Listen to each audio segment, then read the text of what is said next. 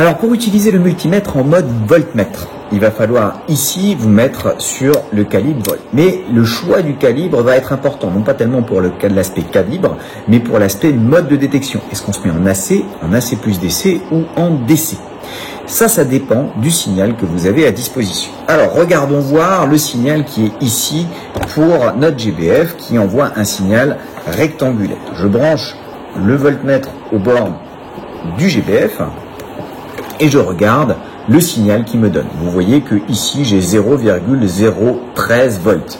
Alors même que sur l'oscilloscope, on voit que la tension maximale est de l'ordre de 9 volts. Donc très clairement, je ne mesure pas la bonne chose. Et pour cause, je me suis mis en mode DC. Et en mode DC, il mesure la valeur moyenne du signal, qui est quasiment nulle puisque le bouton offset est enlevé et poussé, et donc mon signal devrait avoir une valeur moyenne nulle, ce que l'on voit assez bien ici où ça part de manière symétrique de chaque côté de votre système. Ce qui va se passer, c'est que si on se met en mode AC, là on va voir quelque chose, mais le mode AC ne mesure pas l'amplitude qui ici est de l'ordre de 8 ou 9 volts, mais plutôt la valeur efficace.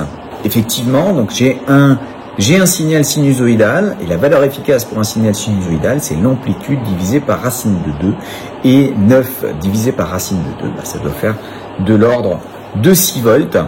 On vérifiera ça par un petit calcul. Alors, par contre, si je change le type de signal, si je passe à un signal triangulaire, par exemple, le signal triangulaire, la valeur efficace, c'est l'amplitude divisée par racine de 3.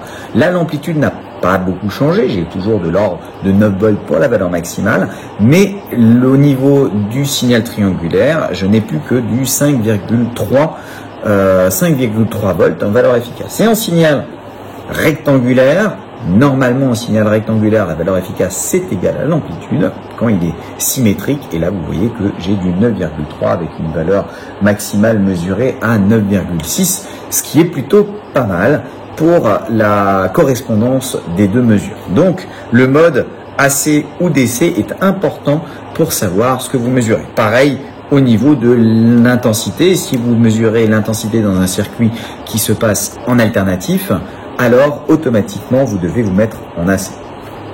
Dernière chose, le calibre AC plus DC. Alors en mode millivolt, là j'ai trop, donc il se plaint parce que je suis hors calibre.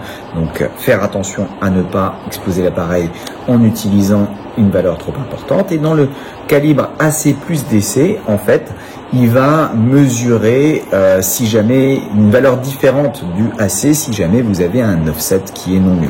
On peut vérifier en rajoutant un offset, et là vous avez une valeur qui va changer en fonction de l'offset.